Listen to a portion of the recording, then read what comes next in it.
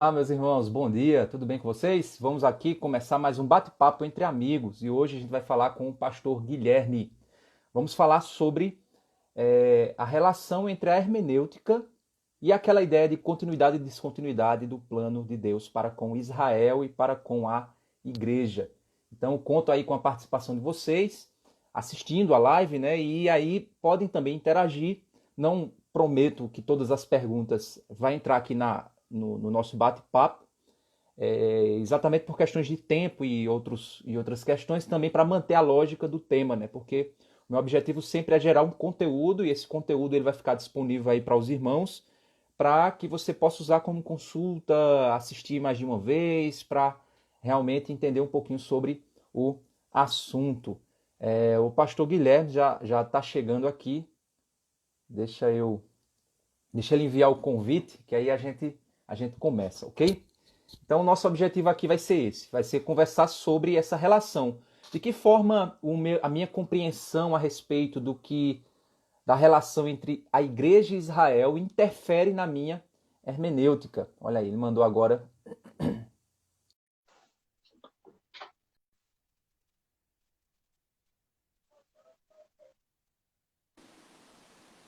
Opa! Bom dia, meu Olá, irmão. bom dia. Tudo bem? Tudo Prazer, viu, meu ótimo. irmão? Prazer é Esse, meu. esse momento aí com vocês, né? Eu acompanhei aí aquele congresso que vocês fizeram, né, do Instituto CMA, sobre a relação aí Israel e igreja e tal. E aí eu sempre tenho trabalhado esse tema sobre hermenêutica, Será que é a mim?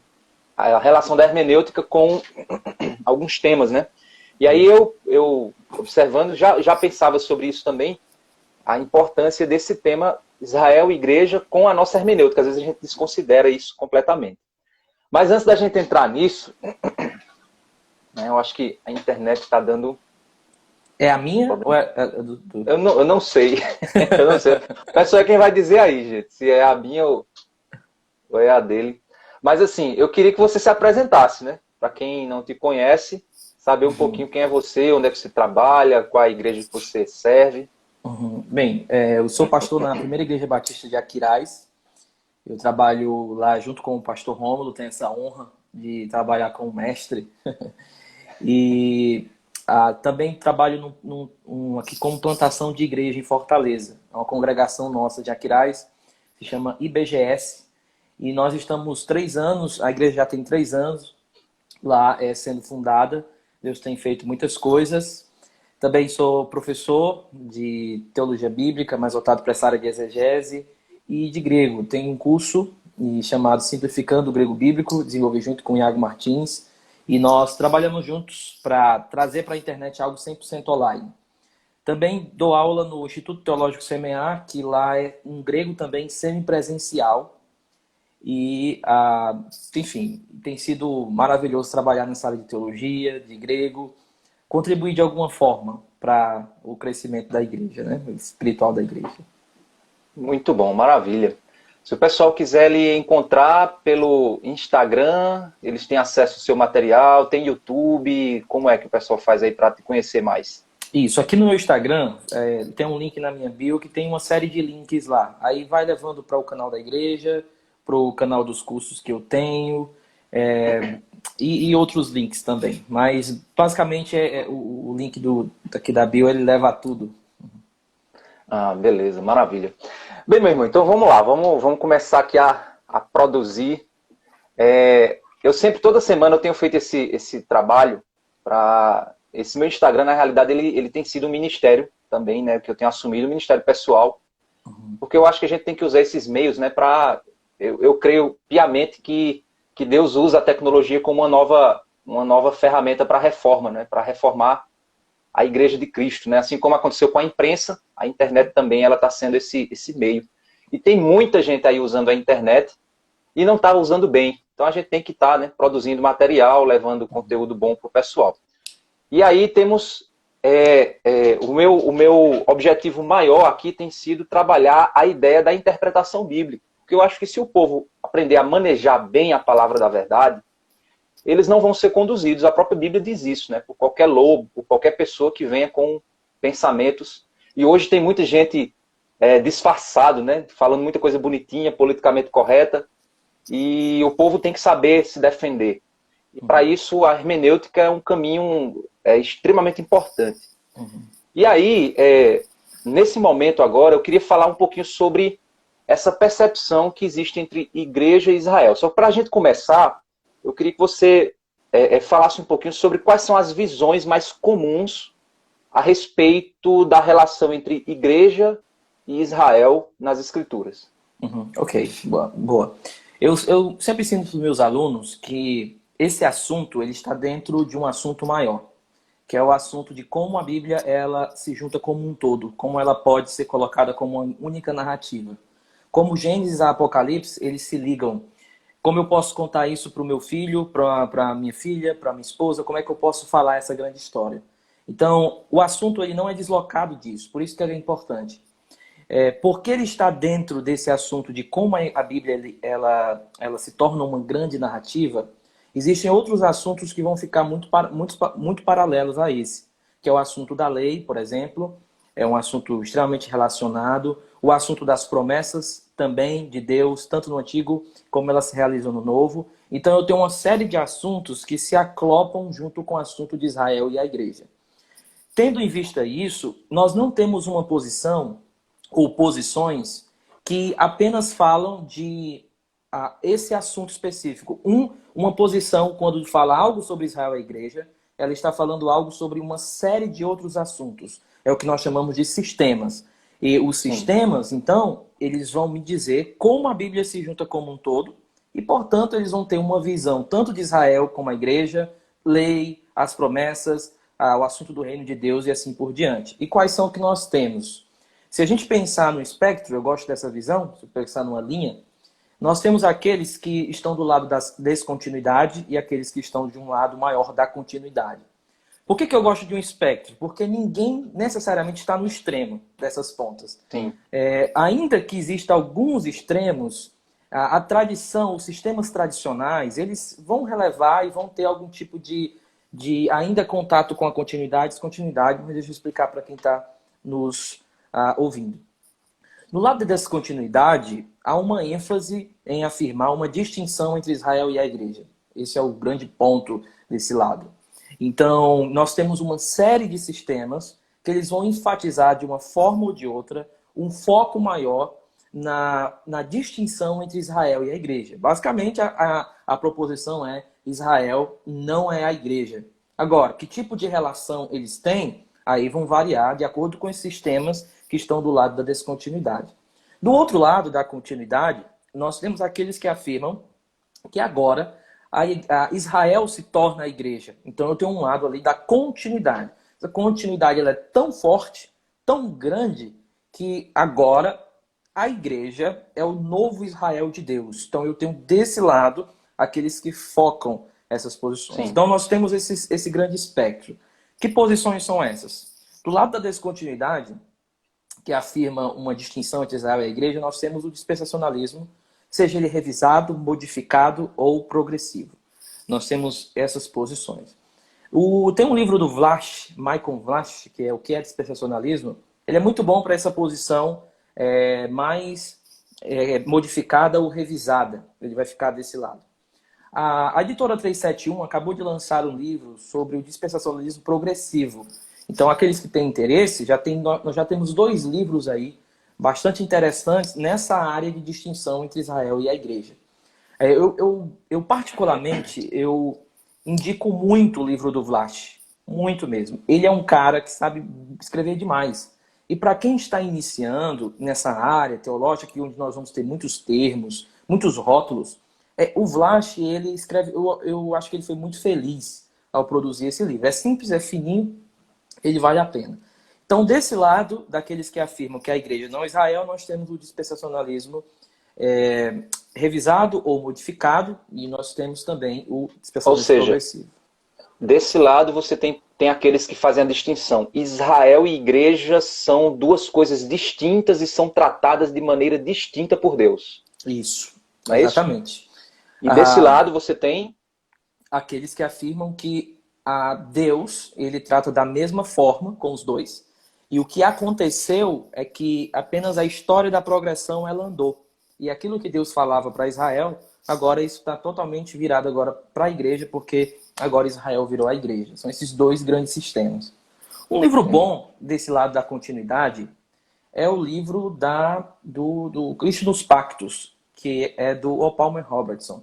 Esse livro eu acho que é um clássico nessa área de continuidade. Apesar de que eu conheço muitos aliancistas que criticam muito algumas exegeses do O. Palmer Robertson. Só que é um livro legal. Tem também um livro sobre teologia reformada.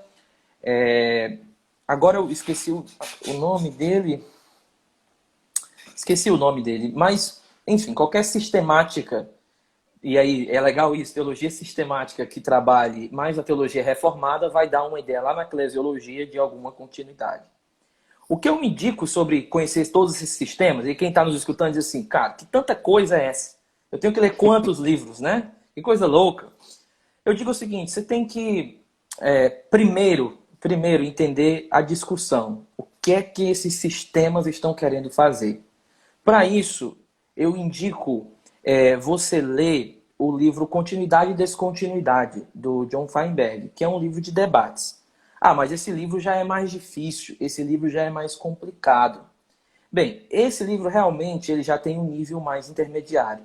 Porém, se você fizer uma leitura bem feita e com calma, tá, e tranquila, você vai conseguir pegar o debate, você vai conseguir entender o que as duas posições dizem. Uma segunda coisa que eu diria quem está querendo aprender todos esses sistemas é cuidado com os espantalhos. E o espantalho não está no sistema. O espantalho está em quem fala do sistema. Então, quem é contra o sistema, né? Quem é contra o sistema. Porque, assim, o dispensacionalismo progressivo, o sistema dispensacionalismo progressivo, ou modificado, eles entendem, sim, o aliancismo. Entendem. Quem não entendem são alguns proponentes do progressivo e do modificado. Isso é legal a gente manter essa distinção.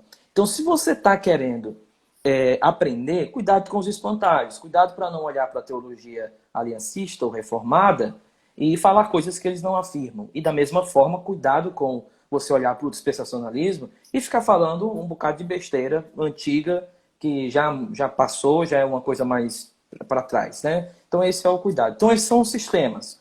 Nós temos o dispensacionalismo e nós temos o aliancismo. Do lado do dispensacionalismo nós temos o clássico, o revisado e o progressivo. E do outro lado nós temos o aliancismo progressivo, a teologia da nova aliança e a teologia da aliança. Então esses... Se a gente for olhar de maneira bem simples, até para o pessoal que está aí nos assistindo, se a gente for tentar, eu sei que é mais difícil a gente classificar assim, mas, por exemplo, você vê o pessoal mais do lado mais aliancista, seria mais a maioria dos presbiterianos, grande maioria, né? Batistas, alguns batistas reformados, né, de linha mais reformada, caem na direção do aliancismo, não é isso? Quem mais você acha? Eu acho que os congregacionais, parte deles estão mais para o lado do dispensacionalismo, se eu não me engano, né? Né? Os batistas estão no meio, nos dois, né? Tem grupos K e grupo de K. Isso. O pessoal diz que quando tem dois batistas conversando, tem pelo menos 5 opiniões diferentes ali presentes. Então, é legal isso. Eu sou batista e eu já fui... Eu também.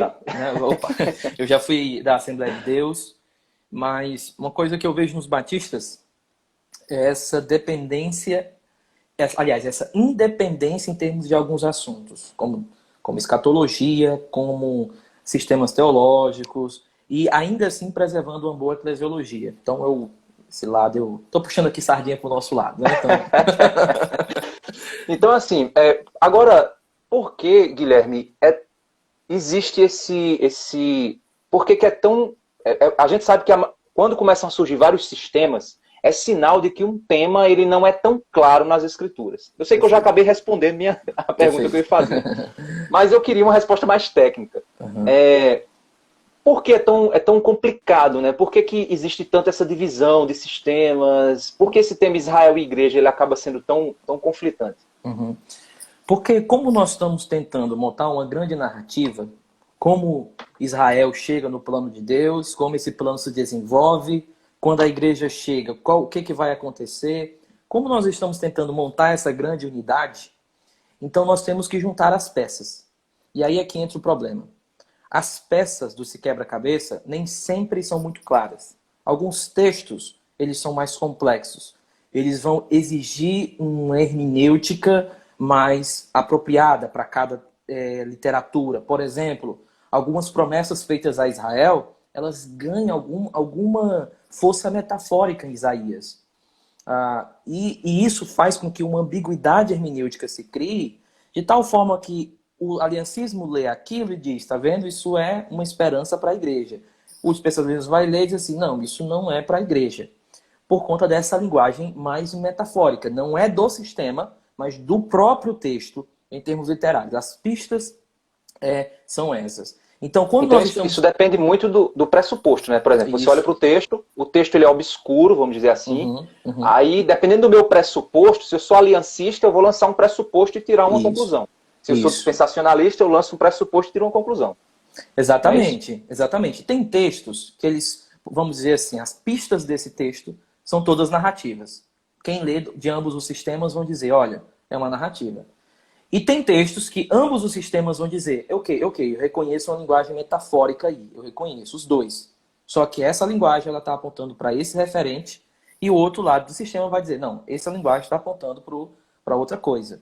Então, o que eu vejo como dificuldade muito é juntar as peças. Juntar as peças do que Zacarias fala sobre Israel, mas também juntar as peças do que Zacarias fala da chegada do Messias. Da mesma forma, nós temos muitos outros textos que, quando chega no Novo Testamento, Paulo lê eles de uma forma um pouco surpreendente para nós, como é o caso de Gálatas, como é o caso de outras passagens. Então, a dificuldade é essa. Por que é que eu sempre digo para quem está iniciando esse assunto, lê a Bíblia? E vai ser irônico, né? Porque tem pessoas que não conhecem os detalhes. Então tem gente que nunca leu direito a história de Abraão e as promessas feitas para Abraão. Então tá meio que um nevoeiro assim. Que promessas foram? Quais as qualidades dessa promessa? Quais as qualidades das promessas a Davi? O que Deus realmente prometeu ao reino davídico? Então uma série de coisas que nós, às vezes, desconhecemos o texto bíblico. Infelizmente, a boa parte ainda não leu Amós, assim, com a profundidade. Chegar no céu, Amós vai perguntar, né? Se a gente ler o livro dele, a gente vai dizer o quê? Amós? É o quê? Tem isso aí? Eu li Macabeus, serve? Então, esse é o problema. Por quê? Porque se eu estou tentando juntar as partes, se eu perco uma peça, isso modifica a minha visão do todo. Então, se eu perco uma peça de Amós, que é importante para a visão do todo, eu já vou ter um defeito na minha ideia de como montar uma grande narrativa. Olha, uma pergunta simples que você pode fazer é, Amós, ele é pré-exílico, exílico ou pós-exílico? Então, quer dizer, a compreensão da posição que o livro está na história de Israel faz muita diferença na interpretação. Perfeito, perfeito. Então, esse desconhecimento das partes vai influenciar no todo. Agora, o que é que os sistemas estão tentando? Eles estão tentando juntar essas partes. Então você vai ter vários sistemas aí tentando fazer isso. E é uma coisa importante que a gente tem que frisar quando a gente está falando assim para a internet. É que ambos os sistemas, eles estão tentando uma leitura bíblica apropriada.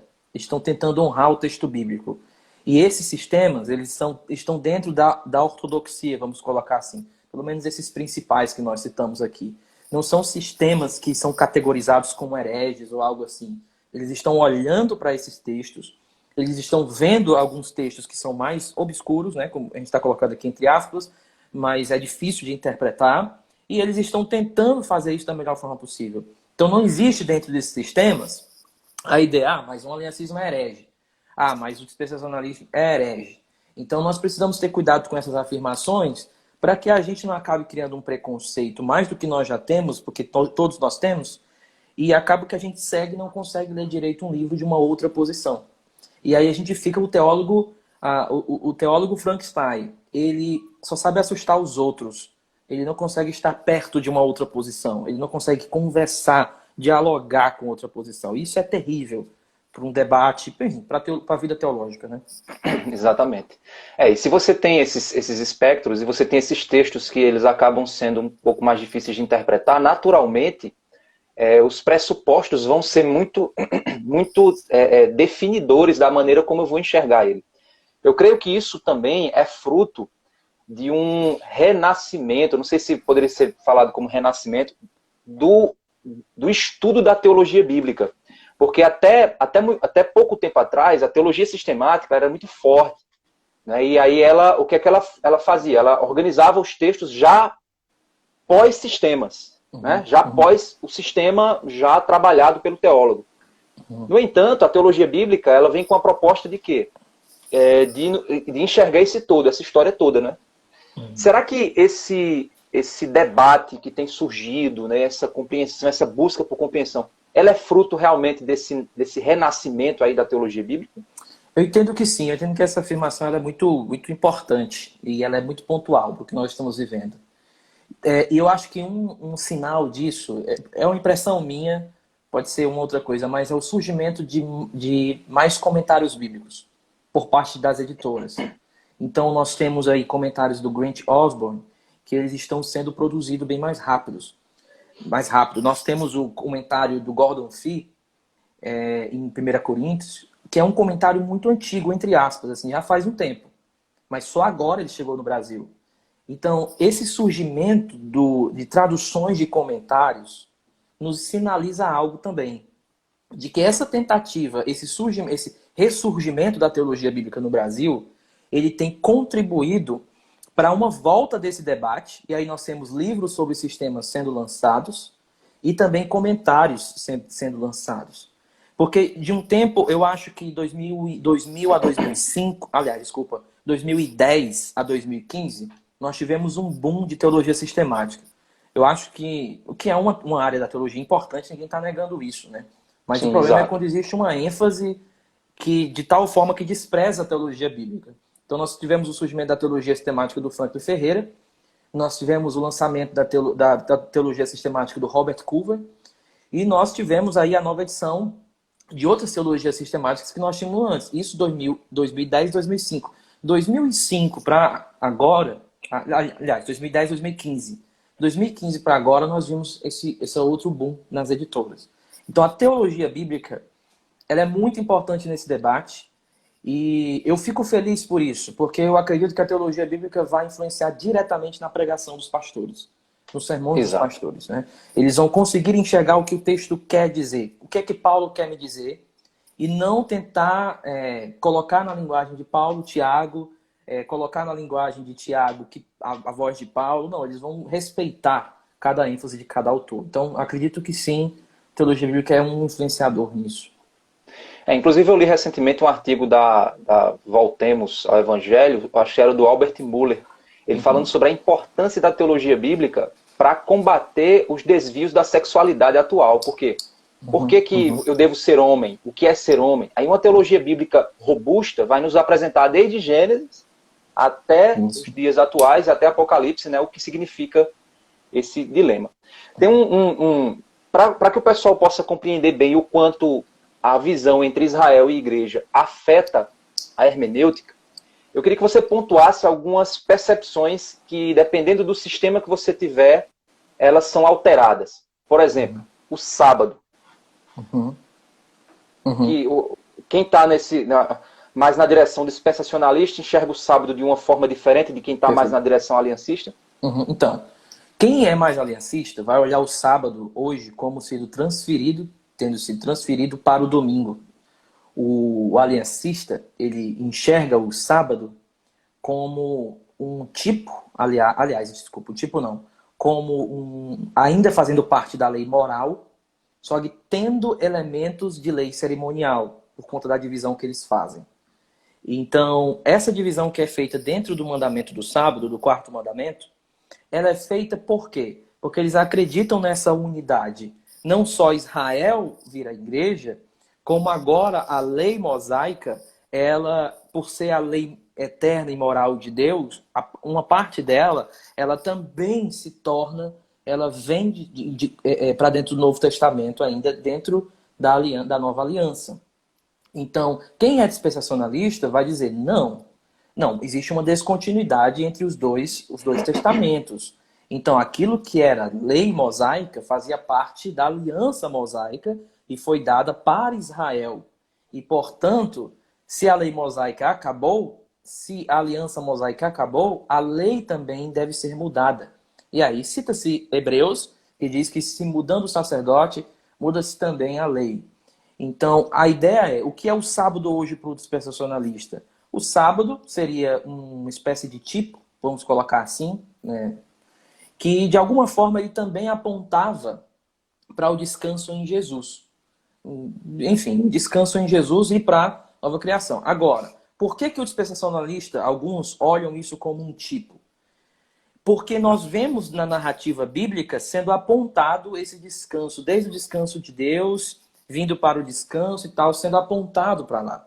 Então, por mais que o dispensacionalista diga, não, fazia parte da lei mosaica, e agora aquilo que não é afirmado do novo nós não temos nenhum tipo de compromisso, aquilo que não é afirmado como lei por Cristo, não, então, mas mesmo assim nós ainda olhamos que existe algo a mais nesse sábado, assim como algo que nos aponta da terra, enfim, mas que não anula a terra como literal, o sábado como era literal e etc. Então nós temos essas duas visões. Interessante. Isso é tão importante. Eu peguei o sábado como exemplo, porque eu sei que o sábado ele está num ponto de tensão muito forte aí. Isso. Nesse debate. Porque é o seguinte, a gente precisa entender que quando você vem um aliancista, ele olha para um dispensacionalista, vamos falar dos extremos, né? Porque como você falou, os extremos existem aqui os intermediários, né? Que não é o isentão, mas é o cara que tenta buscar um equilíbrio, né? Uma compreensão aberta ao debate. Mas assim, vamos olhar para os extremos. As pessoas, elas, às vezes, certa vez eu fiz um vídeo, porque eu tenho essa inclinação mais ao dispensacionalismo, né? Eu tenho essa inclinação mais voltada para esse lado, né? Mas respeito muito da visão e tenho também algumas visões minhas que... Ou seja, eu tento equilibrar o debate. Legal. E aí, certa vez, eu fiz um vídeo para a Consciência Cristã sobre o sábado, falando de que o sábado é o descanso e tal e tal. Rapaz, eu fiquei impressionado como esse vídeo ele foi massacrado e ao mesmo tempo defendido. Sim, sim. E eu disse, caramba, eu não sabia o quanto de cristãos, eu não estou falando de adventistas não, mas o quanto de pessoas hoje no meio evangélico guardam o sábado. E eu não estou falando domingo não, eu estou falando sábado. Sábado, sim. É impressionante, eu fiquei impressionado com os comentários. Não, é porque o sábado tem que ser guardado e tal e tal. Aí eu fiquei pensando, meu Deus, que coisa. Ou seja, essas pessoas, elas têm um sistema de pressupostos já carregado sobre elas, que quando elas olham uma visão fora do sistema delas, elas dizem assim, caramba, mas é tão óbvio, esse cara é muito burro, como é que ele não vê isso que eu vejo? É muito óbvio. Olha o que os textos estão dizendo. Só que ela não percebe que tudo o que ela está dizendo, ela está dizendo com base no sistema, no pressuposto que ela já assumiu. Isso. E para isso, para ela, parece ser muito óbvio. Isso. Mas do mesmo lado, do mesmo jeito, do outro lado, você tem o mesmo comportamento. Eu fico todo com alergia quando eu escuto alguém dizendo assim, cara, mas esse texto é muito óbvio. E aí a gente tem historicamente um debate terrível em cima desse texto, o cara diz assim, isso é óbvio. Assim, a gente precisa ter essa humildade de olhar assim para um texto, para um outro sistema, e reconhecer que a gente está dentro de um grande pensamento. O pensamento sobre aquilo, na verdade, está dentro de todo um pressuposto, uma cosmovisão. Agora, o que é interessante, essa questão do sábado, nós fizemos um podcast, eu, o pastor Rômulo e o pastor Iago Martins, sobre o sábado, e teve um teólogo adventista que fez um vídeo resposta. Eu esqueci o nome dele agora.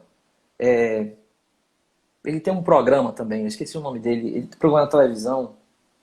Leandro Quadros. Sim, Quadros. Sei. É o mais famoso dentre os adventistas. Pois é, ele fez um vídeo resposta e quando a gente observa os textos que ele coloca sobre o sábado, são textos soltos de dentro da grande história, da grande narrativa. A lei não está ligada a nada. A lei está ligada basicamente, diretamente comigo. Mas nós devemos lembrar que a lei estava ligada à aliança em que ela estava. Exatamente. Deve ser Deuteronômio muito 3. claro. Isso, A ideia é que a lei foi dada para ficar dentro de uma aliança. Agora, nós estamos em que aliança? A nova aliança. E nesse momento, deve-se no mínimo pensar o que mudou na lei, já que nós mudamos de aliança. Então, no mínimo. Só que o que acontece lá na defesa dele é uma defesa meio que solta. Está aqui esse texto, aqui esse texto, aqui esse texto, e não coloca-se dentro dessa questão. Ok, é o pressuposto adventista. Agora, qual é o nosso problema? É quando nós estamos dentro da ortodoxia, dentro do cristianismo em termos históricos, e nós vemos irmãos defendendo um guardar do sábado, e ao mesmo tempo acreditando que está na nova aliança e não guardando outras coisas. Aí você observa assim, existe uma inconsistência dentro do pensamento dessa pessoa. Né? E essa inconsistência vai revelar algo da vida prática dessa pessoa. Legalismo ou um antinomismo. Então, quando eu não consigo compreender o mínimo do debate de Israel e da igreja, eu vou ter problemas. Vou ter problemas em como eu encaro a lei, como eu encaro as promessas de Deus e como eu encaro a igreja. Exatamente, como eu encaro a igreja. Exatamente. Ou seja, eu vou gerar muitos desafios. Eu posso pensar até a questão do batismo infantil ou não. Então, existem muitas coisas aí que vão ser o resultado de um pressuposto errado. Né? Interessante. A gente vê o sábado. Outro ponto. Dízimo. Meu amigo, é outro assunto que ele é visto, né? Isso. Dízimo. Aí você tem... O dízimo é para ser dado, não é para ser dado, no tempo da igreja no tempo da... Ou seja, e aí, de maneira geral, o dízimo também é uma visão afetada pela a forma como enxergo aliancismo, dispensacionalismo? Sim. Principalmente, ela não só é afetada para aqueles que dizem que o dízimo é válido, como para aqueles que são rápidos demais para afirmar que o dízimo não é válido. Eu não acredito que o dízimo, como no Antigo Testamento, ele é válido. Eu acredito que ele fazia parte daquela aliança. Agora, eu preciso observar como é que a nova aliança vai enxergar aquele dízimo. Eu não posso simplesmente dizer, acabou. E agora eu tenho que dar uma resposta mais positiva. É isso que o pastor Rômulo tem colocado vezes após vezes. Nós temos uma resposta muito negativa para o dízimo. Mas nós não temos uma ideia positiva. Eu vou olhar para o Antigo Testamento e como eu que estou dentro da nova aliança, que eu sei que agora aquele dízimo ficou lá, como é que eu vou olhar para ele? Então, Paulo, ele sempre olha para a antiga aliança de uma forma muito importante. 2 Coríntios capítulo 3. Ele vai falar que a antiga aliança ela tinha uma glória menor. Ele vai falar que aquela aliança ela tem uma característica de ser temporária. E ele vai dar várias coisas sobre a antiga aliança, e quando ele compara com a nova aliança, para ele, a nova aliança é sempre superior. Superior. Ela quebra barreiras da antiga. O próprio Cristo disse isso, né? Se você não fizer obras maiores, né, que os fariseus, né, você está incapacitado de entrar no reino dos céus. Isso, e quando nós olhamos para o dízimo no Antigo Testamento, nós vamos aprender que o dízimo era o mínimo. E agora, se eu estou numa nova aliança, que agora é uma aliança muito mais profunda porque é do coração, às vezes, nós estamos muito preocupados no mínimo. E Paulo, em 1 Coríntios 9, vai dizer, gente, cuidado para vocês não darem demais. Lá em 1 Coríntios 9, o problema da igreja de Corinto não é porque eles estavam preocupados com o mínimo, é porque eles estavam dando demais. E hoje na igreja evangélica nós somos ao contrário. As pessoas estão preocupadas em acabar com qualquer mínimo para poder diminuir mais esse mínimo.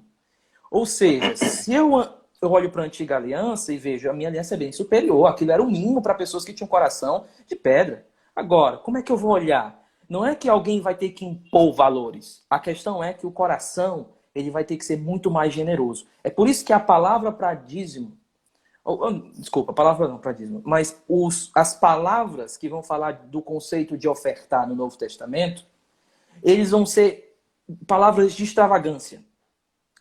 Dê com generosidade, estou abundante, tenho mais do que necessito. E Paulo vai fazer um outro paralelo. Ele vai dizer o seguinte, olha, vocês pagam para as pessoas coisas para que elas lhe deem questões materiais. Estou parafraseando aqui 1 Coríntios 9. Sim. E vocês pagam um lanche e vocês recebem isso. Quanto mais para aqueles que alimentam vocês espiritualmente. Paulo está fazendo um paralelo entre algo inferior e algo superior. Então, assim, eu não acredito que o dízimo, como era no Antigo Testamento, deve ser aplicado hoje. Mas eu também não acredito que é esperado da igreja algo inferior àquilo. Eu não Sim. acredito. Então, há uma abundância na igreja hoje. Então, o meu problema, pastor, com as pessoas que falam assim, dízimo não é para hoje. Que geralmente, eu não estou falando de todos, mas pelo menos a minha experiência como pastor em algumas igrejas é que essas pessoas não querem dar nada. Elas não querem Nada, ofertar exatamente. nada. E elas condenam para ter sua consciência Isso. santificada, né? E Elas o máximo condenam que para elas que... conseguem dizer pra gente é não é válido, mas elas não conseguem dizer e agora? Não, cada um dê de acordo com o que quer. Ok, mas lembrem-se que Paulo, ele também diz o seguinte, olha, cada um dê com proporcionalidade. E a proporcionalidade comunitária também é um fator importante. Porque Paulo, ele não quer que um dê menos do que o outro, ele quer que dê algo mais proporcional. Uma proporcionalidade dentro. Então, se alguém estabelecer algum tipo de porcentagem, mínimo, sei lá, alguma coisa assim, mas que não necessariamente eu vou chamar de dízimo como era na lei mosaica, não há problema, a gente está tentando fazer uma proporcionalidade dentro das questões eclesiásticas dentro da igreja. Então, essa é a minha posição. Eu sei que ela pode ser, assim, criticada, se você pensar no dízimo como mínimo, e agora no Novo Testamento espera-se não que você fique baseando pelo mínimo, mas um coração mais generoso. Tomás de Aquino cria assim, Calvino tem posições assim, Lutero também olha dessa forma, e nós temos alguns teólogos mais luteranos que acreditam nesse extravasar da nova aliança em relação à antiga. Então, podemos observar que o assunto Israel e a igreja não é um assunto no limbo. Ele precisa Sim. ser pensado, porque existem outros assuntos que estão ligados diretamente a esses dois. Né? Qual seria um outro assunto que você acha extremamente importante antes da gente começar aí os momentos finais? Qual seria um outro assunto muito importante que acaba sendo decorrente dessa percepção Israel e igreja? Eu entendo que a nossa visão escatológica e o que nós estamos esperando ainda de Deus. Eu vou colocar um termos mais pastorais aqui para quem está nos escutando. A nossa visão da eternidade, ela atinge muito a nossa visão do presente.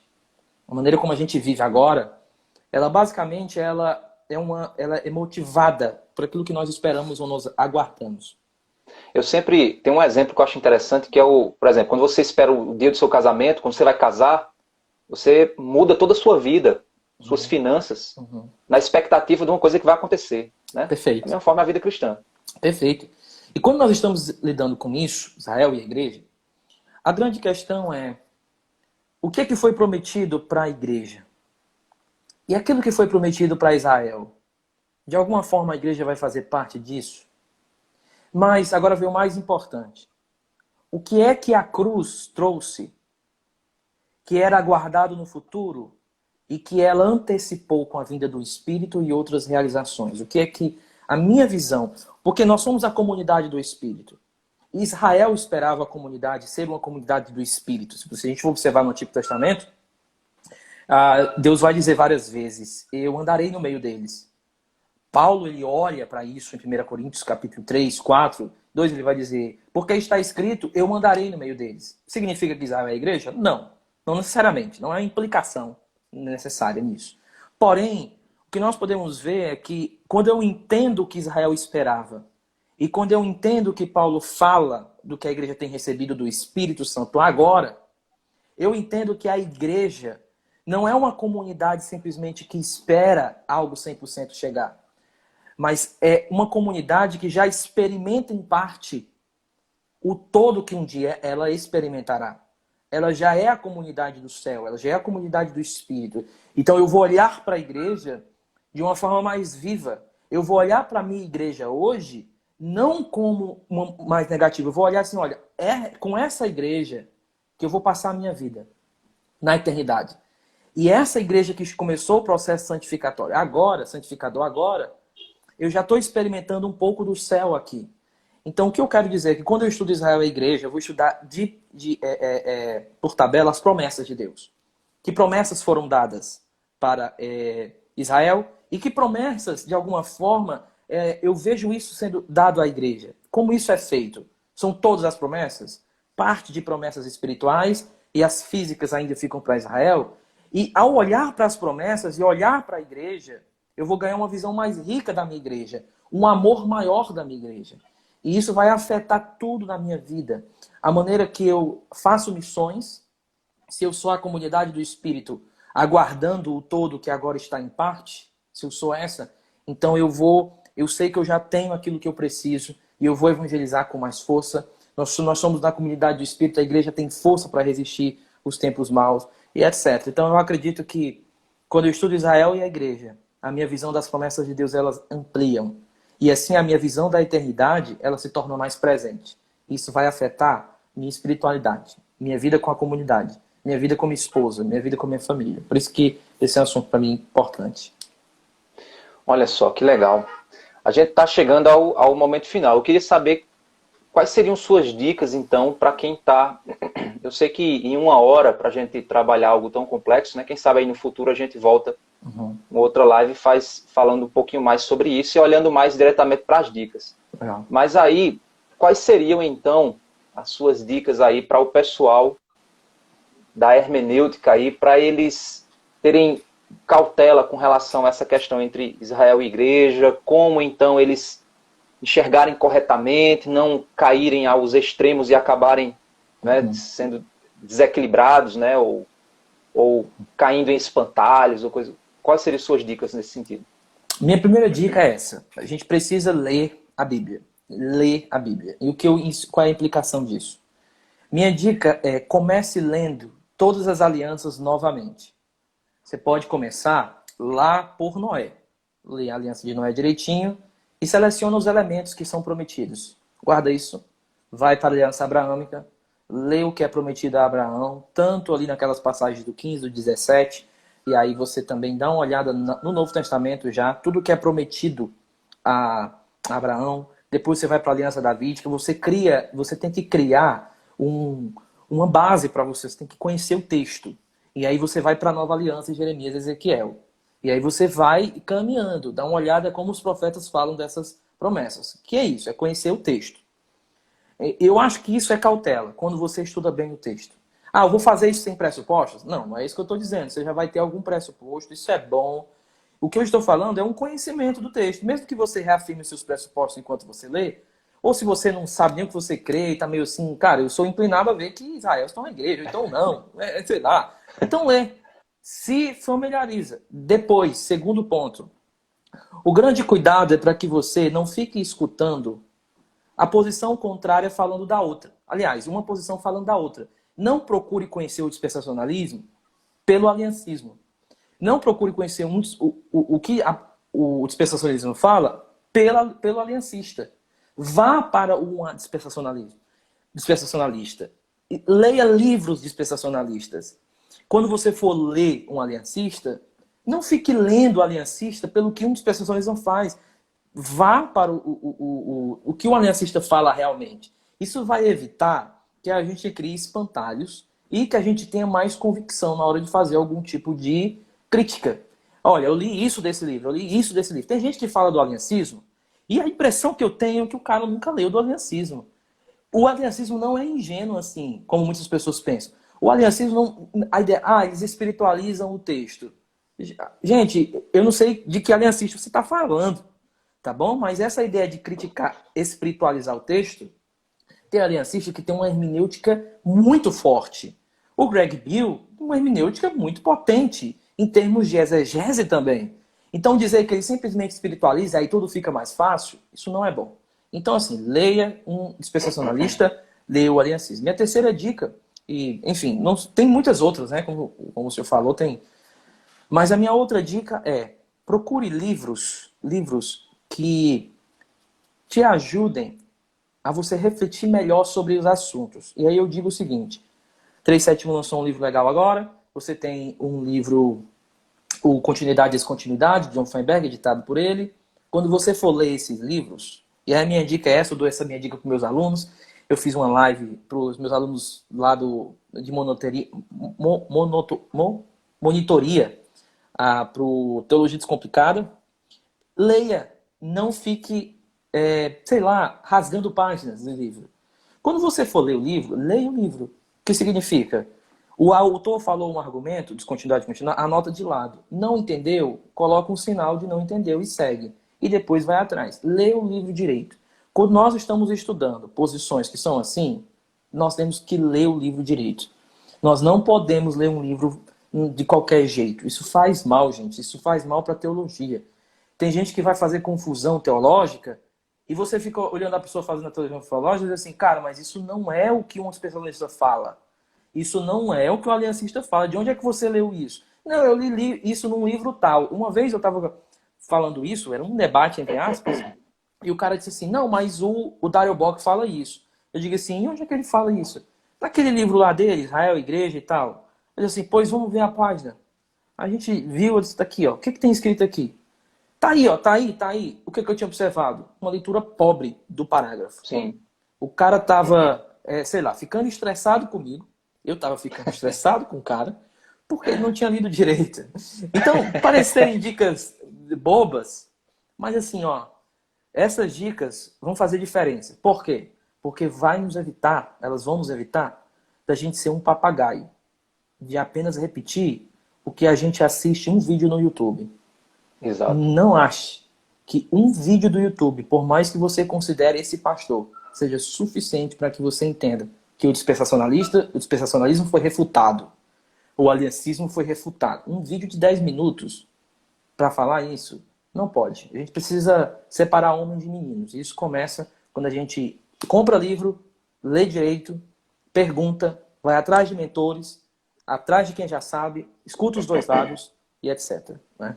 É isso. Exatamente. Eu acho que tá sempre com a mente aberta ao debate, à avaliação, à análise, né? Isso examinar e reter aquilo que realmente que você pode considerar bom hoje, depois você não considera tão bom, mas a vida cristã é assim, né?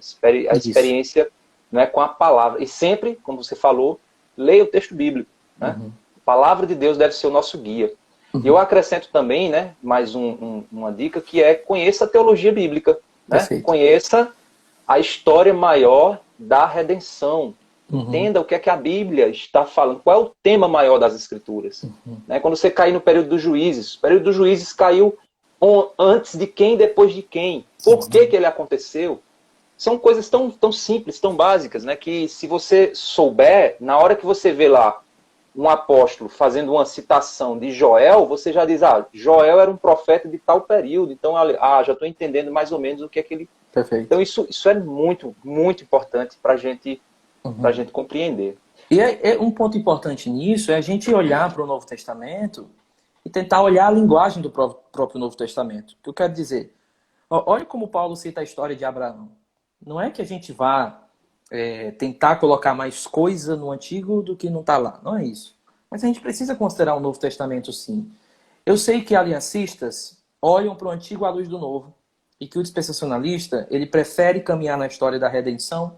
E alguns acreditam que o Novo Testamento vai fazer não é dar um novo significado ao Antigo, mas talvez acrescentar algo, ou talvez colocar uma outra parte sem anular aquela. Eu sei. Mas o que a gente precisa ver é a própria linguagem do Novo. Por exemplo, quando Paulo fala em Gálatas da história de Abraão, a gente fica assim de boca aberta, a gente olha assim, não eram os seus descendentes? Era o seu descendente? E ele falava do Messias? E Paulo insiste no singular e não no plural? A gente olha no Antigo e a gente fica olhando lá assim... Mas lá não tá assim, e agora? E a gente fica, o que tá acontecendo? Paulo herege. E aí a gente diz assim, Paulo, você não pode fazer isso. Por quê? Porque meu sistema diz que não pode. E aí a gente precisa ter cuidado com isso. Eu sei que eu provoquei agora, né? Foi mal. Não, mas muito bom, muito bom. E falar em provocar, se você quiser conhecer um pouco mais desse tema, lá no canal do YouTube, Provocações Teológicas, tem lá do pastor Rômulo. Isso. Tem o congresso lá, onde também o pastor Guilherme trabalhou sobre Israel e Igreja. Gente, foi um congresso fantástico. Eu acho que vocês trouxeram um tema muito importante que tem sido desprezado e que muitas vezes a gente briga muito dentro da igreja, das igrejas como um todo, dos sistemas, porque a gente não para refletir sobre esse assunto. E a gente fica batendo espantalho, né, xingando de coxinha, de mortadela, sem saber de fato o que é que está por trás de cada sistema. Né? Isso. Para chegar aqui, você quer dar alguma palavra final? fazer algum convite ao pessoal, falar algo aí a respeito? Só sobre Fica esse à tema vontade. mesmo. Ok, só sobre esse tema mesmo. O meu conselho, a minha palavra final é: teologia é para a comunidade. E todo o nosso pensamento teológico dentro do escritório, ele precisa ter o espírito dentro de nós da comunidade. Um olhar para aqueles que sabem menos. E por que eu estou estudando isso que eu estou estudando?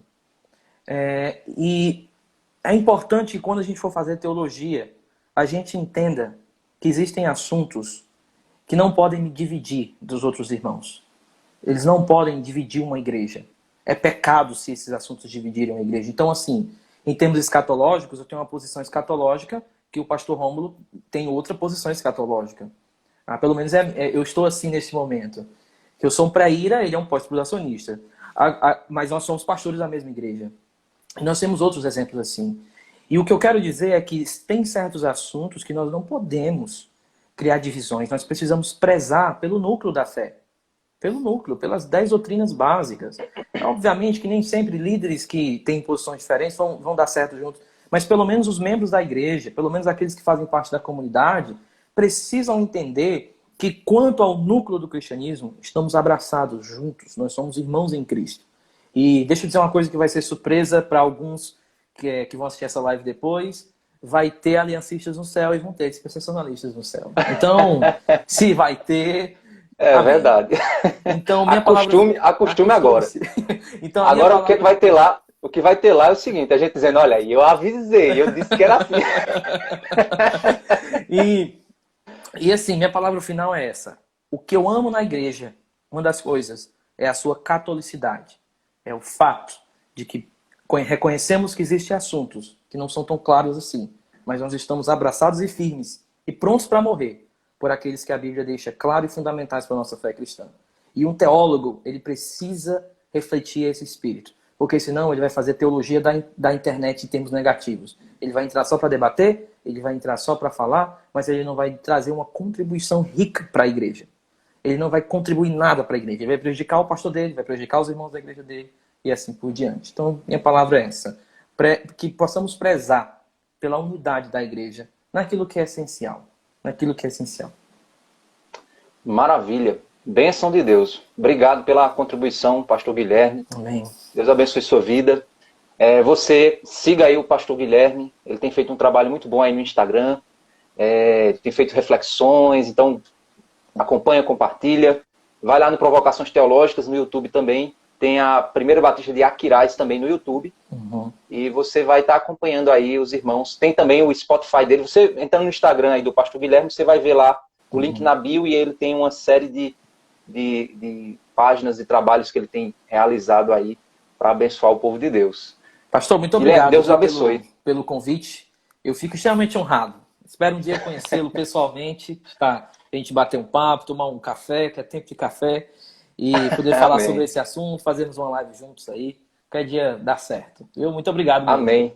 Agradeço demais a disponibilidade do tempo, né? Que Deus abençoe sua vida, seu ministério, sua caminhada, família, tudo mais.